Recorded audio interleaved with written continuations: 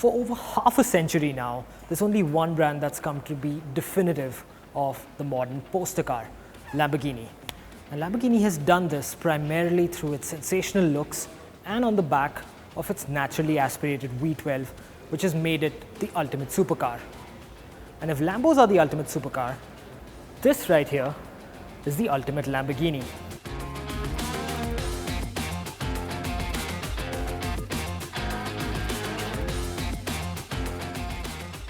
It's called the Lamborghini Aventador ULTIMAE Roadster.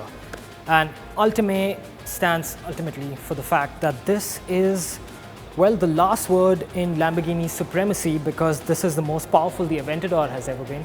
In fact, this is the most powerful series production naturally aspirated engine that Lamborghini has ever produced.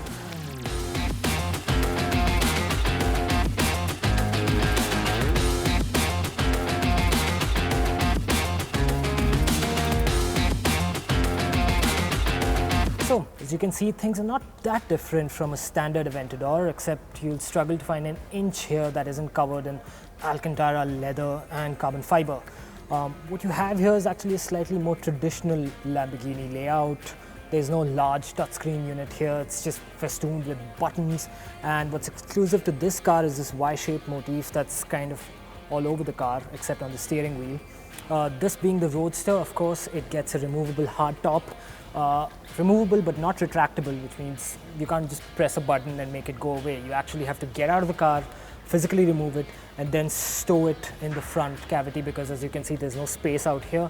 And obviously the party piece at the back won't allow for anything else but just this large old school engine and its primordial roar.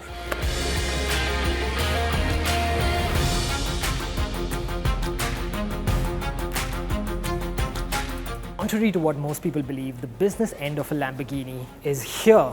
And well, take a good look. This is a 6.5 litre naturally aspirated hand-built V12, the likes of which we're never going to see again. Like I said, this is the most powerful series production V12 ever to be put in a Lamborghini, and that way it's a fitting goodbye to what's the ultimate iteration of the flagship of this brand, or what has been the flagship for the last 10 years. This makes 780 horsepower, which is not superlative by modern standards. Indeed, there are cars that make more than that. But to make it through a naturally aspirated engine without the assistance of turbochargers or even a hybridized powertrain where an electric motor can give it a little more juice. And it does so largely because Lamborghini has thrown in a lot more carbon fiber usage. In fact, the inner tub is made entirely out of carbon fiber, and that gives it a dry weight of roughly 1600 kilograms, which is not a lot considering just what kind of monstrous levels of power this thing is packing. You know, the Aventador has essentially been the flagship of the brand for the last 10 years, and this here is the percolated essence of all the key developments that have taken place in the last 10 years. It is lamentable that future generations will not be able to hear what this car or what naturally aspirated V12s sound like, but from what I'm told, an even more exciting future awaits. And to tell me about this very exciting future is the man himself, the head of Lamborghini India, Mr. Sharad Agarwal. Sharad, thank you so much for joining us at Money Control. I want to ask you firstly, what was the allotment of such a special edition car for the Indian market, and by what factor did the demand outstrip the supply? So Aventador ULTIMAE is the most iconic Aventador which we have made, and this car is made in limited run. We have 250 Roadsters and 350 coupes of the ULTIMAE, which is produced worldwide. And as this is a limited run model, yes, there is a limitation on the allocation what the market can get. But we are very excited that we have a fair bit of Aventador ULTIMAEs which will be coming to India, and you will see them on Indian roads. Yes, the demand always outstripped for such limited edition models in the market, and there is always a challenge, to meet the expectations or the demand in the market. Now, Sharad, the sound of a naturally aspirated V12 has, especially a Lamborghini naturally aspirated V12 has been central to the brand's appeal for over half a century. So how do you think the customers, the existing purists, will transition, to a hybridized, turbocharged, and eventually an electric powertrain? What has the feedback been like from Indian customers? One thing which we have always said is that while we move into this new future, the driving dynamics, the performance from our models will be on the top. As we know that Lamborghini is making cars to fulfill the dreams of our customers, and as we moving into this new era of electrification, we will ensure that we explore all the right technologies and all the right designs to ensure that the performance from our new models is better than their predecessors, and that is what customer expects from us, and this is what we will be always working on. In this roadmap, first we will hybridize our entire model range by 2024, and as we move ahead in the second half of the decade, we will also bring the first fully electric model to the market. Now, last year in the Asia Pacific market alone, Lamborghini saw a growth of about 28%. What was the percentage for India, and do you expect it to exceed it even this year? So last year has been another record year. For us in India, we delivered 69 cars with the 86% growth in the market.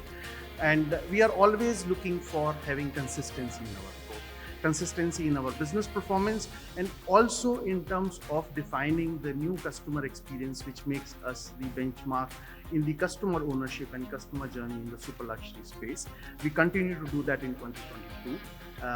With the very strong year in 2021, we entered the year with a very good order book, and the first 5 months we are actually moving in this direction to ensure that this is going to be another year of consistent growth for us in India. Sharad, ever since you took over as the brand's head in India, have you seen the Lamborghini demographic shift, evolve? Has the customer gotten younger, or has it included, older clientele given the presence of the Urus? So yes, we have witnessed some of the very exciting trends in last 4 to 5 years. Earlier the demand was largely concentrated in bigger cities and metros, and today you can see a Lamborghini in every city, in tier 1, tier 2 cities in the country, like starting from Jalandhar to Jodhpur to Ajmer to Jaipur to Indore to Bhopal. We recently delivered the first super sports car in Siliguri, in Daman. Okay, so it is reaching to all those smaller cities. So yes, the geographic spread of Lamborghini is changing in these years. Also, we have seen a shift and change in the customer profile. Earlier, we were seeing mostly the third or fourth generation business entrepreneurs coming and buying Lamborghini. And today, we see a lot more first generation business entrepreneurs, people from the startup ecosystem who have made it large, women buyers, they are coming and buying Lamborghini. And yes, it is also changing and evolving. And these trends are, in fact, which are giving us the confidence of the market, of the future opportunity or the future potential in this Indian market. Right, Sharad, thank you so much for joining us, and congratulations on having brought this into India. Thank you so much. What we have here essentially is a retirement party of sorts, except unlike most retirement parties, this thing is going out at the absolute peak of its powers.